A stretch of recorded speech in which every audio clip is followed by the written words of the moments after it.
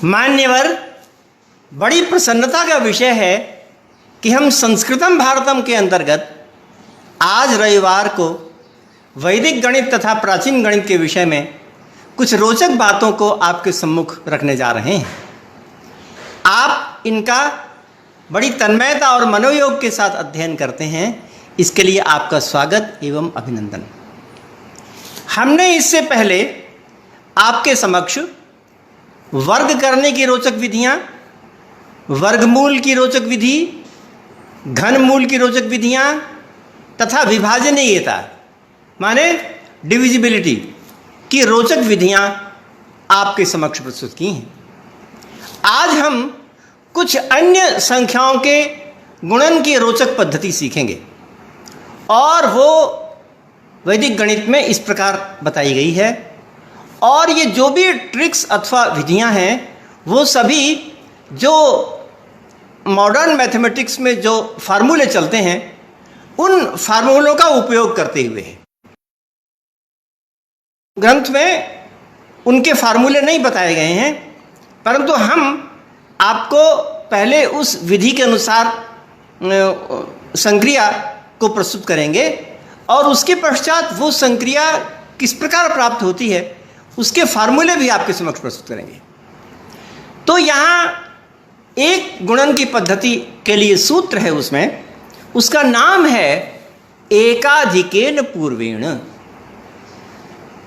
आप लिखेंगे सूत्र को, सूत्र है एकाधिकेन पूर्वेण। हाँ, आप सब लोग यहाँ विराज रहे हैं। अशोक शर्मा जी हैं, मान्यवर लोकेश चंद्र जी हैं, देवांश उपस्थित हैं। बड़ी प्रसन्नता की बात है, आप यहाँ पर मेरे समक्ष हैं, मेरा उत्साह बढ़ा रहे हैं।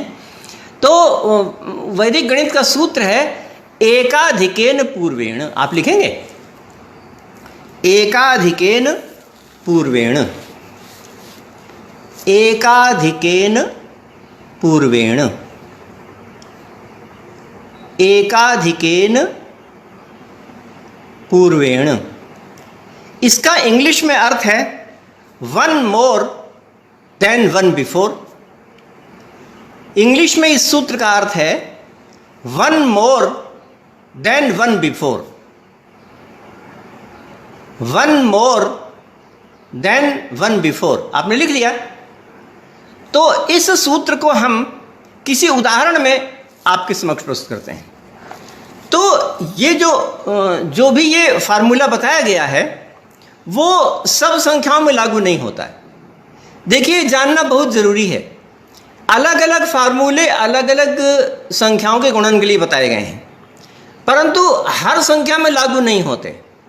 हर संख्या में लागू होने का जो तरीका है वो तो हम ऊर्ध्व तिर्यकभ्याम में आपको पहले बता चुके हैं। एक तरीका हमने ऊर्ध्व तिर्यकभ्याम बताया था, अथवा तो उसमें सब प्रकार के लागू हो जाते हैं, परंतु कुछ कुछ संख्याओं में कुछ अन्य छोटे छोटे ट्रिक्स भी फ़ायदेमंद हो जाती हैं। तो ये जो ट्रिक हम बताने लगे हैं उसमें पहले शर्तें लिख लीजिए। शर्त यह है कि अगर दहाई की संख्या समान हो और इकाई का योग 10 हो, दहाई की संख्या समान हो और इकाई का योग 10 हो, तब आगे वाला फार्मूला लगेगा। जो मैं ट्रिक आगे बताने जा रहा हूं वो तभी अप्लाई होगा अगर दहाई की संख्या समान हो और इकाई का योग 10 हो। आप इसको लिख लीजिए, क्योंकि हर में नहीं लगाएंगे इसको, ये सार्वत्रिक नहीं है, ये केवल कुछ जगहों के लिए है। और ये बात इसमें लिखी नहीं है, मगर मैं कहता सैकड़ा दहाई के अंक समान हो, इकाई के योग 10 हो। आप लिख रहे हैं। अथवा नंबर 2, सैकड़ा दहाई के अंक समान हो, इकाई का योग 10 हो। नंबर 3, सैकड़ा के अंक समान हो और इकाई दहाई के अंकों का योग 100 हो। सैकड़ा के अंक समान हो तथा इकाई दहाई के अंकों का योग 100 हो। सैकड़ा के अंक समान हो तथा इकाई दहाई अंकों का योग 100 हो। मैं क्या बोल रहा हूं? सैकड़ा के अंक समान हो, इकाई दहाई के अंकों का योग 100 हो। मेरा ख्याल है कि आपने इसको लिख लिया है। तो हम एक उदाहरण आपके समक्ष ऐसा रख रहे हैं जिसमें दहाई की संख्या समान है और इकाई का योग 10 है। जैसे 74 मल्टीप्लाइड 76, हमको गुणन करना है 74 मल्टीप्लाइड 76, तो यहाँ पर जो इकाई की संख्या है वो 4 और 6 है। 4 और 6 का योग 10 हो जाता है, और दहाई में दोनों तरफ 7 7 आया हुआ है, तो इसलिए ये यहाँ पर एप्लीकेबल है। ये जो सूत्र मैं बताने जा रहा हूँ वो यहाँ पर एप्लीकेबल है। तो ऐसा कुछ भी रख सकते हैं आप रख सकते हैं कि 63 मल्टीप्लाइड 67, तो यहाँ पर 6 है और 7 और 3 का योग 10 हो जाता है। आप ये रख सकते हैं कि 56 मल्टीप्लाइड 54 है ना, 54 का 56 के साथ, तो यहाँ पर भी 6 4 का योग 10 है और दहाई में 5 5 बराबर हैं। तो इस प्रकार की जो संख्याएं हैं उसमें ये नियम लागू होगा। और ये जो ट्रिक है, अगर ये शर्त पूरी हो जाए तो ट्रिक बहुत आसान है। आसान ये है कि आप दोनों इकाइयों का गुणन कर दीजिए, दोनों जो इकाइयां हैं उनका गुणन कर दीजिए, और जो दहाई है उसमें 1 बढ़ा के गुणन कर दीजिए। आप मेरी बात समझ रहे हैं? दहाई को तो जैसे कि तैसे गुणन कर दीजिए, दहाई में नहीं, इकाई को तो जैसे कि तैसा गुणन कर दीजिए। इकाई में जो अंक वर्तमान हैं उन दोनों अंकों का गुणन कर दीजिए, है ना।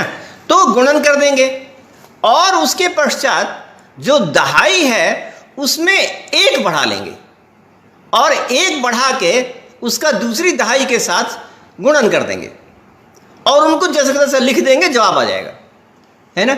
इसको हम लोग करके देखते हैं। जैसे 74 मल्टीप्लाइड 76 है, 74 मल्टीप्लाइड 76, तो यहाँ पर 4 और 6 है, तो 4 और 6 का गुणन क्या होगा? 24। 4 और 6 का क्या होगा? 24। तो यहाँ पर 24 लिख देंगे, कुछ नहीं करना है, 4 और 6 का गुणन कर देना है, तो वो हो गया 24। उसके पश्चात दहाई में 7 है, दोनों तरफ 7 है, पहले भी 7 है और उसके बाद भी 7 है, तो उसमें 1 बढ़ा देंगे, तो 7 में 1 बढ़ाया तो 8 हो गया, और 8 को 7 से गुणा कर देंगे, तो 7 8 56 हो गया, 56 हो गया। बस 56 को लिख देंगे, तो इसका जवाब है 5624, 5624। तो ये बहुत आसान है, आप कैलकुलेटर से देख सकते हैं, यही जवाब है। तो विधि बहुत आसान है ना, कितनी आसान विधि है, बहुत आसान है, चुटकियों में हल करने वाला है। हाँ, प्रवेश गहलोत जी ने लिखा 74 मल्टीप्लाइड 76, इसका जवाब भी लिखिए, इसका जवाब लिखिए। हाँ, लोकेश चंद जी ने लिख लिया लिख लिया। 4 को 6 से गुणा किया 24, और 8 को 7 से किया तो 56, तो 56 से 24 हो गया, है ना जी। लोकेश चंद जी ने लिखा 56 से 24 हो गया। तो ये बहुत आसान है, मतलब कोई भी संख्या इस प्रकार की हो, हमको कोई ज़्यादा उदाहरण देने की ज़रूरत नहीं है। आप स्वयं बहुत ही समझदार हैं, तो आप इस तरह कोई भी उदाहरण ले सकते हैं। बस इतना ध्यान रखना है कि इकाई का योग 10 हो और दहाई बराबर हो। बराबर का मतलब एक ही जैसी हो। तो दहाई में यहाँ पर 7 7 है और इकाई का योग 10 है, इसलिए ये ट्रिक लग जाती है। इसलिए इस ट्रिक के अनुसार इसका जवाब 5624 होता है। ठीक है, अब हम ज़्यादा उदाहरण नहीं देंगे क्योंकि आप खुद समझदार हैं और बहुत ही आसान भी है ये, इसलिए हम अधिक उदाहरण नहीं देंगे, है ना। आप स्वयं ही कर सकते हैं। इसके आगे हम इस सूत्र का जो रेशनैलिटी है, अर्थात जो प्रामाणिकता है, उसको हम बता देना चाहते हैं। ये वाली जो विधि बताई गई है वो क्यों सही है ना, इसका प्रमाण क्या है। तो प्रमाण के बिना हमारा गणित चलता नहीं है। गणित के लिए प्रमाण खोजना बहुत आवश्यक है। अगर प्रमाण इसका उपलब्ध ना हो तो कोई भी गणित की विधि मान्य नहीं हो सकती, इसलिए हमको प्रमाण बताना होगा। तो प्रमाण के लिए मैं ये कहता हूं कि इन दोनों को द्विपद बना लेते हैं, और द्विपद बनाना आसान है, 2 पदों में रख लेते हैं और दोनों को द्विपद बना के उसके बाद गुणन करते हैं। तो द्विपद कैसे बनाया? द्विपद कैसे बनाया? जैसे 74 है तो 70 + 4। अच्छा, प्रवेश गहलोत जी कह रहे हैं एक और उदाहरण करा दें, तो एक और उदाहरण भी कर लीजिए। मान लीजिए 56 और 54 है। मान लीजिए 56 मल्टीप्लाइड 54 है। हाँ ठीक है, 56 और 54 है। मान लीजिए 56 मल्टीप्लाइड 54 है। तो 6 और 4 को गुणा कर देंगे और 5 के आगे 6 और 5 को गुणा कर देंगे। 54 और 56 में 6 और 4 का गुणा कर देंगे, उसको इकाई दहाई में रख लेंगे। और दहाई में जो 5 है उसमें 1 बढ़ा करके 5 और 6 का गुणा कर देंगे, 6 पंजे 30। तो 6 पंजे 30 और 6 और 4 था 24, तो 6024 हो गया इस प्रकार से। तो इस प्रकार से बहुत आसान है, इसको आप बड़े आसानी से कर सकते हैं। हम इसका फार्मूला बताने जा रहे हैं। तो फार्मूला में ये करते हैं कि इनको द्विपद बना लेते हैं। फार्मूले के लिए इसको द्विपद बना लेते हैं, और द्विपद बनाना भी बहुत आसान है। देखिए 74 है ना, तो हम उसको लिख देंगे 70 + 4। 74 को द्विपद कैसे बनाएंगे? द्विपद माने 2 पद, द्विपद माने 2 पदों को रखना। तो 74 ये तो एक साथ रख लिया है। अगर द्विपद बनाएंगे तो 70 + 4, इस तरह से 74 इकट्ठा रखा तो एक ही पद है। अगर द्विपद बनाना होगा तो 70 + 4 74 बन गया। तो ये 2 पदों में हो गया। इस प्रकार से 76 को द्विपद बनाएंगे तो कैसे होगा? 70 + 6, तो 76 हो गया। तो 70 + 4 70 + 6 इनका गुणन करना है। ये कर लीजिए। हमने स्क्रीन में कुछ लिखा हुआ है आपके सामने, स्क्रीन को देखिए। स्क्रीन में हमने लिखा हुआ है, हाँ बिल्कुल लोकेशन ने एकदम ठीक लिखा कि 74 को द्विपद बनाएंगे तो 70 + 4 मल्टीप्लाइड 70 + 6। तो हमने स्क्रीन में कुछ लिखा हुआ है। स्क्रीन में जो हम आगे आने वाली विधि बता रहे हैं वो स्क्रीन में लिखा हुआ है, आप स्क्रीन में देख सकते हैं। तो यहां पर हम द्विपद का गुणन करेंगे, है ना, बात वही है, मगर द्विपद का गुणन करेंगे। और द्विपद के गुणन करने की जो पद्धति है वो मॉडर्न मैथमेटिक्स में आप जानते हैं, उसमें हमको कुछ नहीं बताना है ना। मॉडर्न मैथमेटिक्स में द्विपद करने वाले द्विपद के मल्टीप्लाई करने की विधि दिखाई गई है, तो उसको आप कर सकते हैं। और जो भी विधि है उसको हमने समझाने के लिए अपनी स्क्रीन पे लिख दिया है।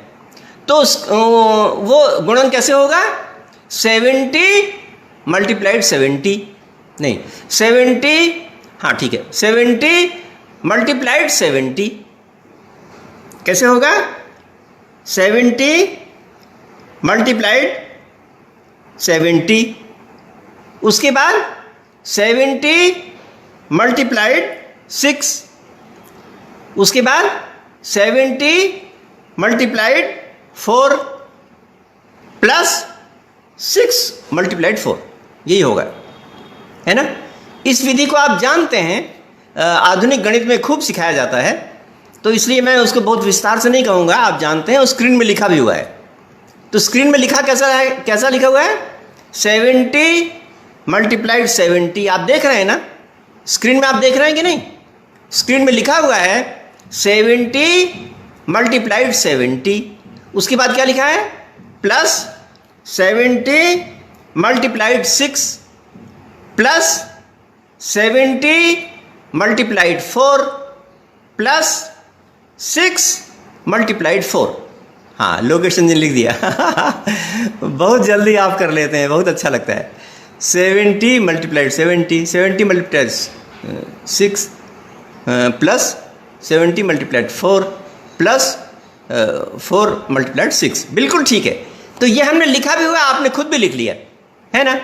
तो अब हम इसको अगर अन्य रूप देना चाहें तो, क्योंकि 70 3 जगह कॉमन है ना, तो वो अलजेब्रा में आप नियम जानते हैं कि जो कॉमन होता है उसको अलग रख दिया जाता है, और बाकी जो संख्याएं बचती हैं उनको कोष्ठक में प्लस के रूप में लिख दिया जाता है। तो ये हम कर लेते हैं, 70 को अलग लिख दिया, बाकी कोष्ठक में 70 + 6 + 4 ऐसा हो गया। 70 × 70 + 6 + 4 हो गया। उसके बाद + 6 × 4, 6 × 4 ये लिखा हुआ है। तो ये भी आपकी स्क्रीन में लिखा हुआ है ना। तो अब देखिए ये यहाँ जो इतनी बात आई वो ठीक उस ट्रिक के अनुरूप है, क्योंकि 70 + 6 + 4 कितना हो गया? 70 + 6 + 4 कितना हो गया? 80 हो गया, 80 हो गया। तो मतलब कहने गया है कि 70 को 80 से गुणा करना है ना। इस विधि से मालूम चला कि 70 को 80 से गुणा करना है, और यही काम उस ट्रिक में किया गया है। उस ट्रिक में यही किया गया है ना कि दहाई में 7 था और हमने कहा कि उस 7 में 1 बढ़ा दीजिए। 7 में 1 बढ़ा देंगे तो क्या हो जाएगा? 8 हो गया। 8 और 7 का गुणा कर दीजिए। और इस फार्मूले में भी 8 को 7 से गुणा किया गया है। तो जो काम इस फार्मूले में किया गया है वही काम उस ट्रिक में किया गया है ना। तो ये ट्रिक में जो बात बताई गई वो एकदम प्रामाणिक हो गई। और इकाई संख्या के लिए 6 को 4 से मल्टीप्लाई किया गया है आपके फार्मूले में आगे लिखा हुआ है ना, 6 को 4 से मल्टीप्लाई किया गया है, और वही काम आपकी ट्रिक में भी किया गया है। तो इस प्रकार से आपकी ये जो ट्रिक है वो ठीक जो आधुनिक गणित में जो द्विपद के गुणन का फार्मूला बताया जाता है ठीक उसके अनुरूप है। हाँ, निशिकांत पांडे जी ने लिखा 70 × 70 70 × 6 70 × 4 और 70 × 4 + 4 × बहुत अच्छा, ठीक है। निशिकांत पांडे जी बहुत धन्यवाद, बहुत अच्छा लिखा आपने। तो इस प्रकार से ये जो ट्रिक है वो उसके अनुरूप हो जाती है। ठीक है, हम आगे बढ़ते हैं। आप क्योंकि खुद समझदार हैं इसलिए हमको बहुत विस्तार से बताने की ज़रूरत नहीं है। मैं समझता हूँ इसको आपने ग्रहण कर लिया है, इसलिए हम आगे चलते हैं। अगला देखिए, ये वाली बात हमारी पूरी हो गई। अब इसके आगे चलते हैं। इसके आगे जो वैदिक गणित का सूत्र है उसको लिख लीजिए। आद्यम आद्येन अंत्यम अंत्येन। वैदिक गणित का सूत्र है आद्यम आद्येन अंत्यम अंत्येन। क्या लिखा आपने? वैदिक गणित में लिखा है आद्यम आद्येन अंत्यम अंत्येन। आप कापी में लिख रहे हैं? कापी में लिखिए आद्यम आद्येन अंत्यम अंत्येन। मैं फिर से बोलूं? आद्यम आद्येन। हाँ बस ठीक है, निशिकांत पांडे जी ने लिख लिया। आद्यम आद्येन, अंत नहीं लिखिए, अंत्यम कर लीजिएगा। अंत्यम अंत्यम अंत्येन, तब में यह लगा दीजिएगा। अंत्यम अंत्येन। ठीक, बहुत अच्छा। तो इसका इंग्लिश में अर्थ यह है the first by the first and the last by the last. इसका इंग्लिश में अर्थ यह है कि the first by the first and the last by the last. English में अर्थ है the first by the first and the last by the last. English में अर्थ है the first by the first and the last by the last. English में अर्थ है the first by the first and the last by the last. आपने लिख लिया होगा। तो अब इस सूत्र को समझाने से पहले यहां भी कुछ शर्तें हैं, और शर्तें यह हैं कि इकाई की संख्या समान हो और दहाई का योग 10 हो। उल्टा है पहले से। पहले जो बात कही गई थी, पहले जो शर्त बताई गई थी उस शर्त से उल्टा है। उल्टा क्या है कि इकाई की संख्या समान हो और दहाई का योग 10 हो, है ना जी। इकाई की संख्या समान हो और दहाई का योग 10 हो। ये सूत्र तभी एप्लीकेबल होगा, ये सूत्र तभी समन्वित होगा जब ये शर्त लागू होगी। कौन सी शर्त? इकाई की संख्या समान हो तथा दहाई का योग 10 हो। क्या शर्त है? इकाई की संख्या समान हो और दहाई का योग 10 हो। क्या शर्त है? इकाई की संख्या समान हो और दहाई का योग 10 हो। जैसे 47 गुणे 67, 77 मल्टीप्लाइड 67, 47 मल्टीप्लाइड 67। तो यहां पर जो 7 है वो इकाई में समान है ना जी। 47 गुणे 67, 47 गुणे मल्टीप्लाइड 67, तो 7 इकाई में समान है। और दहाई में जो 4 और 6 है उनका योग 10 है ना। इकाई की संख्या समान है और दहाई की संख्या का योग 10 है। तो इस तरह से कोई भी ले सकते हैं, आप कोई भी ले सकते हैं। जैसे कि मान लीजिए कि 5 और 5 है वो तो चली जाएगा। 3 और 7 है, 3 और 7 दहाई हो और 3 इकाई हो, मतलब 53 है और 57 है। 53 है और तो इस प्रकार से होता है। तो इकाई का योग, इकाई जो है वो समान है और दहाई का योग 10 है। तो ऐसे उदाहरणों में ये सूत्र लागू होता है। तो इस सूत्र को अब हम बताते हैं। इस सूत्र को कैसे करेंगे? हम यहाँ पर गुणन कर रहे हैं। हाँ, आपने ठीक लिखा, मान्यवर नाइक जी ने लिखा है 47 गुणे 67, 47 मल्टीप्लाइड 67 लिखा हुआ है।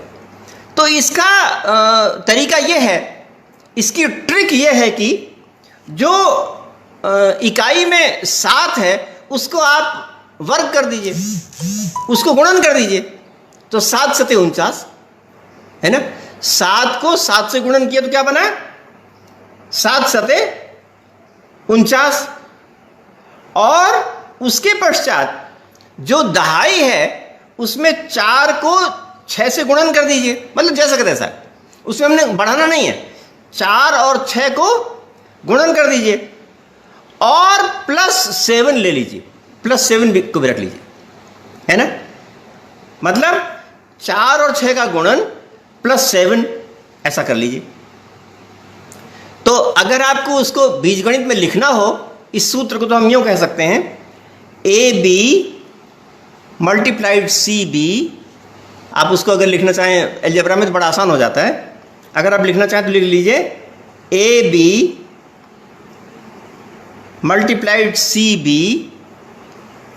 देखिए 47 का जो 4 है वो A है और 7 जो है वो B है और 67 का जो 6 है वो C है और 7 फिर से B आ गया, पहले जैसा B है। तो AB multiplied 6B is equal to AC plus B is equal to AC plus B oblique B square. मैं फिर से बोलूं, AB multiplied CB, AB multiplied CB is equal to AC plus B is equal to AC plus B is equal to AC plus B oblique B square, oblique B का square. हाँ, अरुणार्जुन ने लिखा। हाँ, अरुणार्जुन तो लिख लिया मैं इतना बता रहा हूँ, आप समझ गए। वाह वाह, बहुत अच्छा, कितना प्रसन्नता हो रही मुझे। आपने तो लिख लिया, अब मुझे कहने की ज़रूरत ही नहीं है। 47 गुणे 67 का आपने लिखा कि 7 और 7 को आपने स्क्वायर कर दिया, तो आपने लिखा 7 सते 49, है ना। और उसके बाद जो 4 और 6 का गुणन कर दिया और +7 ले दिया। 4 गुणे 6 +7 है ना, बराबर 31 है। तो 3149 हो गया। हाँ, नाइक जी ने लिखा है। हाँ, नाइक जी बहुत धन्यवाद है आपको। आपने लिखा AB मल्टीप्लाइड CB बराबर है AC प्लस B। अब इसके आगे लिख दीजिए ऑब्लिक B का स्क्वायर। मान्यवर नाइक जी, उसके आगे आप लिख देंगे ऑब्लिक B का स्क्वायर, तो बात पूरी हो जाएगी। तो 47 गुणे 67, यहां पर 7 का हमने वर्ग कर दिया तो क्या बना? 7 सते 49।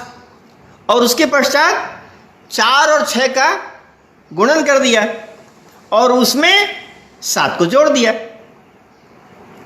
तो इस प्रकार से ये बन जाता है। तो यहां पर जो ये सूत्र है, इसका जो सूत्र है वो भी वही द्विपद के गुणन से बात निकल आती। जो हमने पहले द्विपद का गुणन बताया था उसके अनुसार ये बात निकल आती।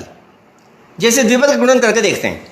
हाँ, आपने 47 गुणे 67 का उदाहरण लिखा ना, 3149। आप कैलकुलेटर में देख सकते हैं 47 47 मल्टीप्लाइड 67 का जो जवाब है वो 3149 होता है। तो ये बिल्कुल सही है। तो ये भी जो ट्रिक है वो द्विपद के गुणन पर अवलंबित है। इसको अगर आप द्विपद बना दीजिए और जो मॉडर्न मैथमेटिक्स का सूत्र है उसको लगा दीजिए तो तत्काल बन जाता है। हाँ, लोकेशन ने लिखा A B multiplied C B बराबर है ए सी प्लस बी, हाँ ऑब्लिक, हाँ बी ठीक है। बी बहुत अच्छा, बहुत अच्छा, आपने बहुत अच्छा लिखा, बहुत धन्यवाद है आपको। तो ये मैं कह रहा था कि 47 गुणे 67 की जो ये ट्रिक बताई गई है वो ट्रिक भी द्विपद के गुणन पर अवलंबित है। आजकल आधुनिक गणित में जो द्विपद के गुणन की प्रक्रिया बताई जाती है उसमें ठीक वही बात है जो कि यहां पर कही गई है। तो इसको द्विपद का गुणन बना के देखते हैं।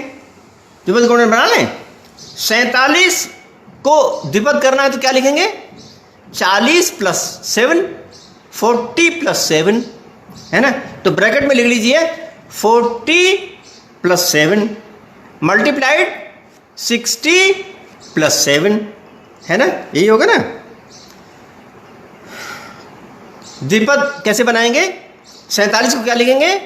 40 प्लस 7, 40 प्लस 7, उसके बाद क्या लिखेंगे? 60 प्लस 7 है ना। तो 40 प्लस 7 मल्टीप्लाइड 60 प्लस 7।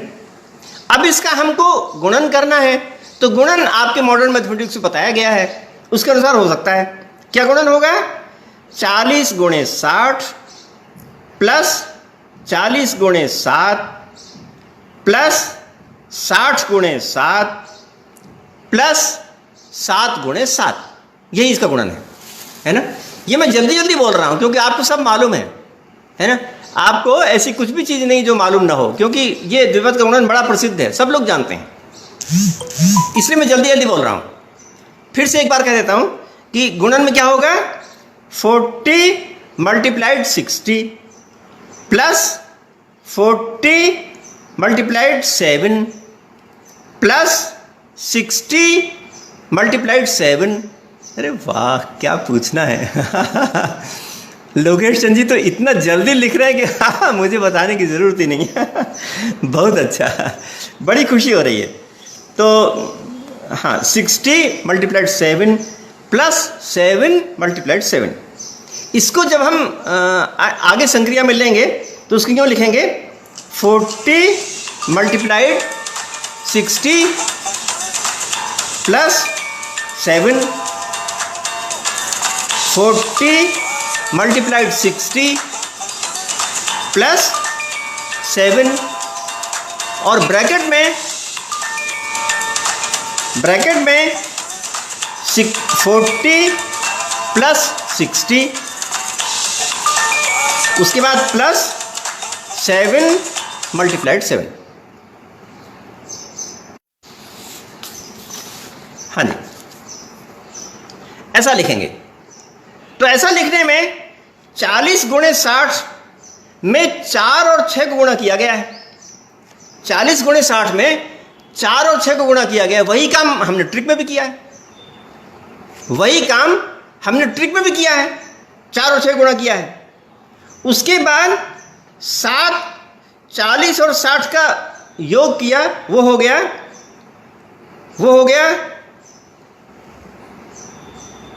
7 हो गया। तो उसके साथ जोड़ दिया गया है और उसके बाद 7 और 7 का गुणा किया गया है। तो ठीक वही काम किया गया है जो कि उस फार्मूले में बताया गया है।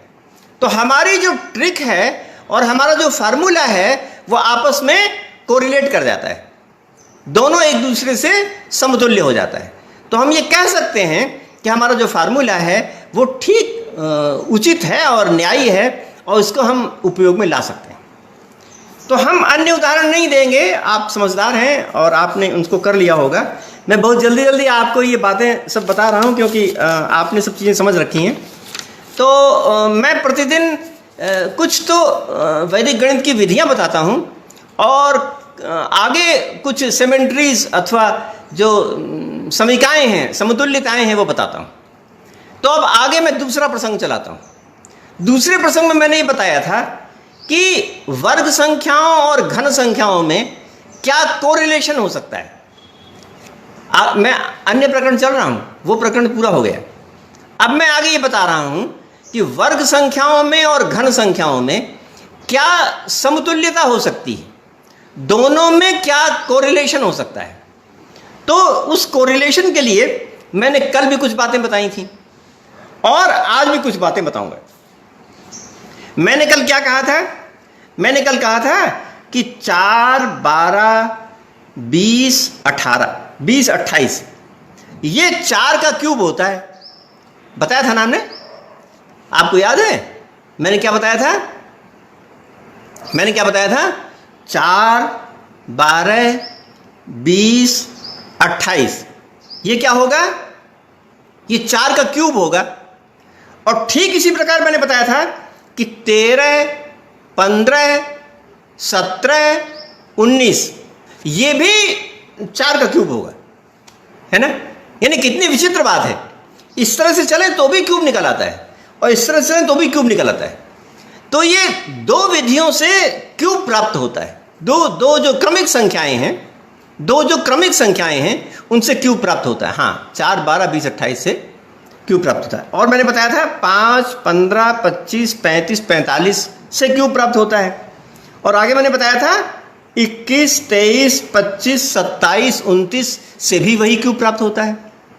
5, 15, 25, 35, 45 से 5 का क्यूब प्राप्त होता है। और 21, 23, 25, 27 और 29 से भी वही काम होता है, यानी 5 का क्यूब प्राप्त होता है। अब इसके आगे मैं एक दूसरी बात बताने लगा हूं, उसी से संबंधित वर्ग और घन से संबंधित बहुत रोचक बात मैं बताने लगा हूं। और वो बात जो है वो आज से 1500 साल पहले आर्यभट्ट ने बताई थी। आर्यभट्ट नाम के एक महान वैज्ञानिक हुए हैं आज से 1500 वर्ष पहले। तो उन्होंने एक महत्वपूर्ण बहुत से प्रमेय बहुत दिए हैं। उसमें से एक बहुत मनोरंजक प्रमेय या मनोरंजक सर्वसमीका मैं आपको बताने लगा हूं। तो उनका सूत्र है चिति वर्गो घन चिति घनश्च। उन्होंने सूत्र बनाया, आर्यभट्ट ने सूत्र बनाया चिति वर्गो घन चिति घनश्च।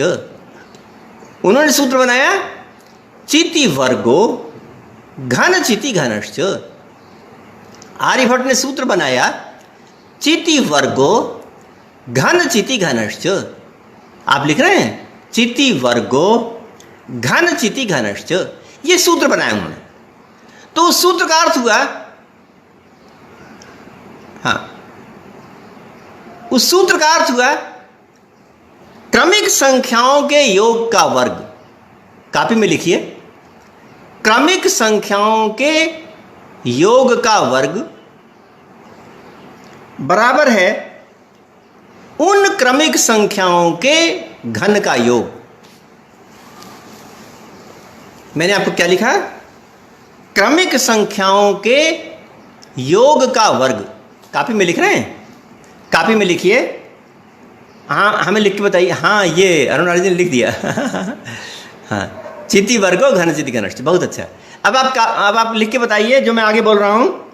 क्रमिक संख्याओं के योग का वर्ग लिखिए। क्रमिक संख्याओं के योग का वर्ग लिखिए। क्रमिक संख्याओं के योग का वर्ग लिखिए। क्रमिक संख्याओं के योग का वर्ग बराबर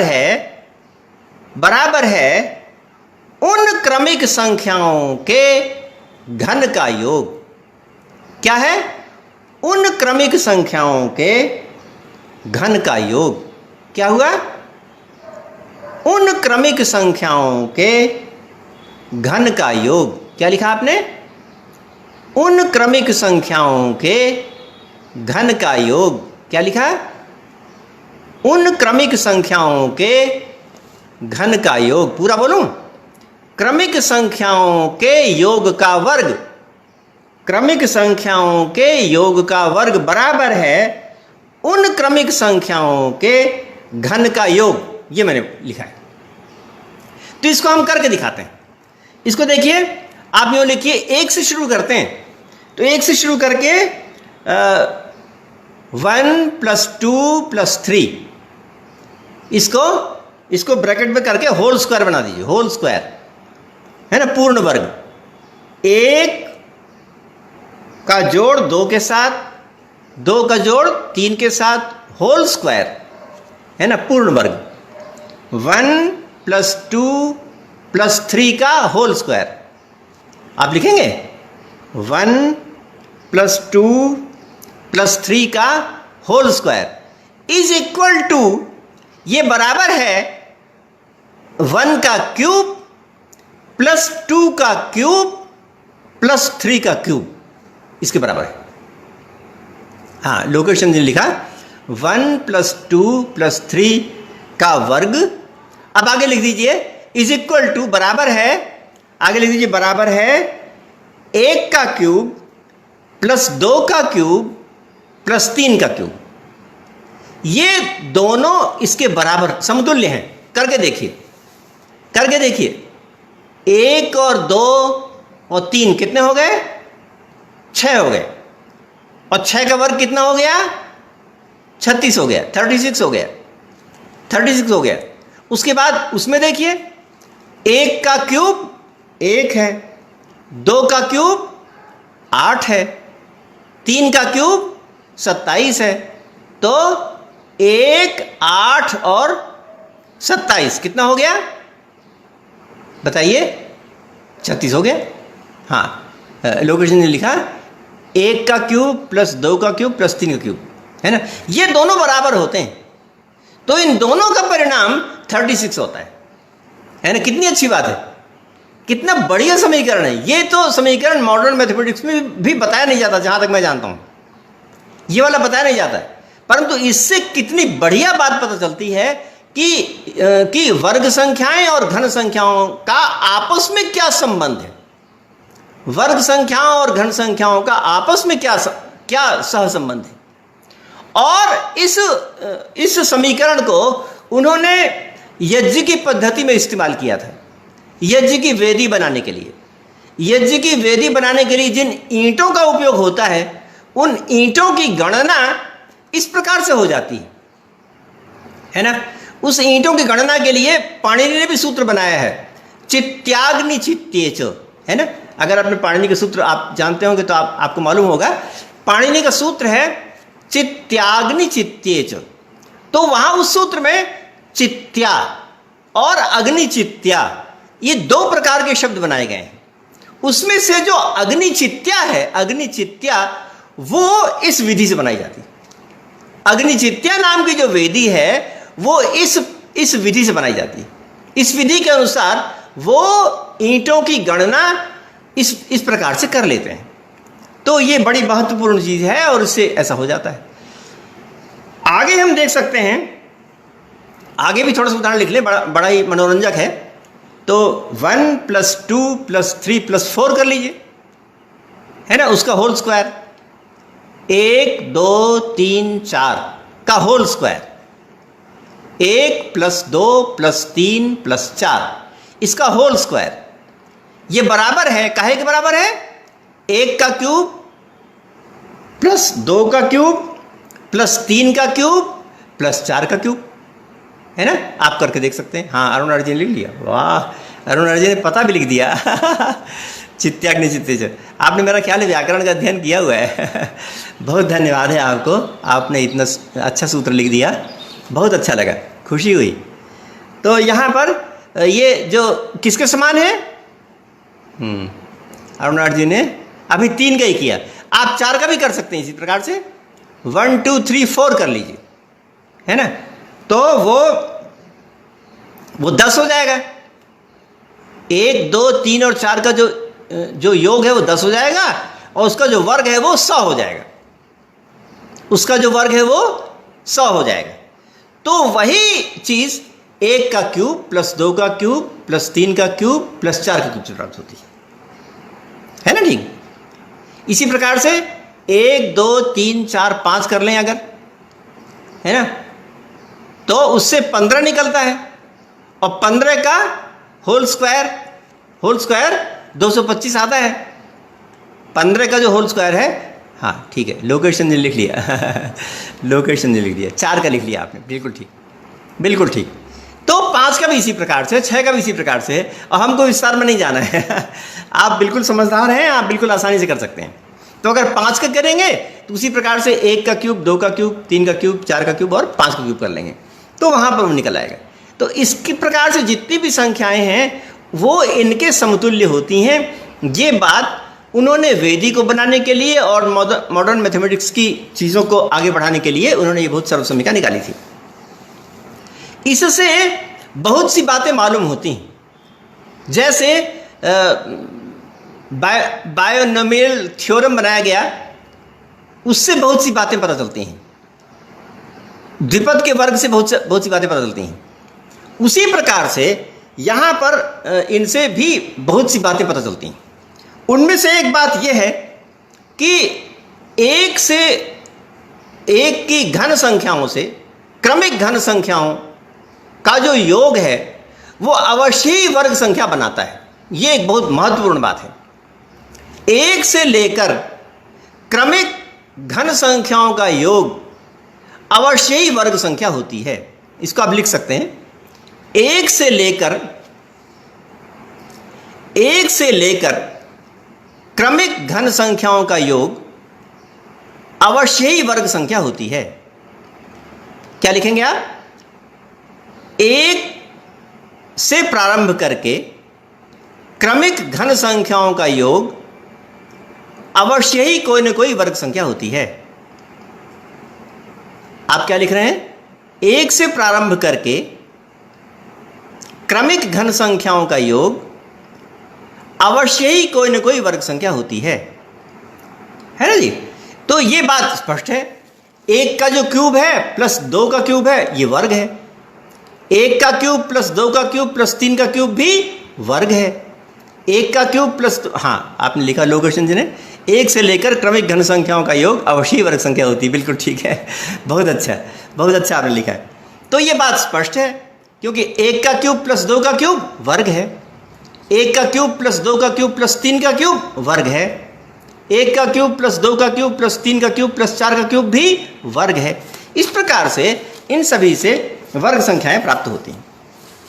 तो अभी तक हमने आपको कुछ विधियां बताई जो कि वैदिक गणित में कही गई हैं, और वो उनको हमने आधुनिक गणित से समतुल्यता यानी प्रमाणीकरण भी उसका आपके समक्ष प्रस्तुत किया। अब इसके पश्चात कल से फिर वही निरुक्त कार्यक्रम चलेगा। केवल शनिवार और रविवार को वैदिक गणित प्राचीन गणित होती है, बाकी अन्य 5 दिनों में निरुक्त का अध्ययन होता है। तो कल से हम निरुक्त का अध्ययन करने के लिए फिर आपसे इसी समय मिलेंगे। आपने हमारी बात को बहुत ध्यानपूर्वक सुना, इसके लिए आपको बहुत बहुत धन्यवाद।